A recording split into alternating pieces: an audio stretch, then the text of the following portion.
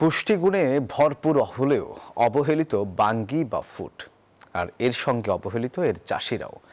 পিরোজপুরের জিয়ানগর উপজেলার বলেশ্বর নদীর চর এলাকার দীর্ঘদিন ধরে বাঙ্গির আবাদ হলেও কৃষি অফিসের সহযোগিতা না পাওয়ার অভিযোগ কৃষকদের। এই মৌসুমে খরা ও রোগবালাইয়ে ফলন কমে যাওয়ায় দুশ্চিন্তায় তারা।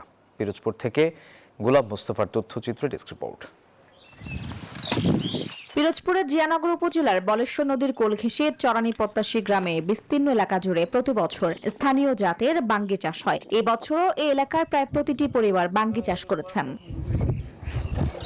তবে যখন ফল বিক্রির উপযোগী হয় তখনই কৃষকের মাথায় হাত। অতিরিক্ত খরার কারণে ফলন কম এবং সেই সাথে রোগবালাই হওয়ার কারণে দুশ্চিন্তায় চাষিরা। যোগাযোগ ব্যবস্থা ভালো না থাকায় পাইকারি ব্যবসায়ীরাও বলছেন দাম কম। কৃষি অফিস থেকে কখনো কোনো পরামর্শ বা সহযোগিতা না পাওয়ার অভিযোগও তাদের।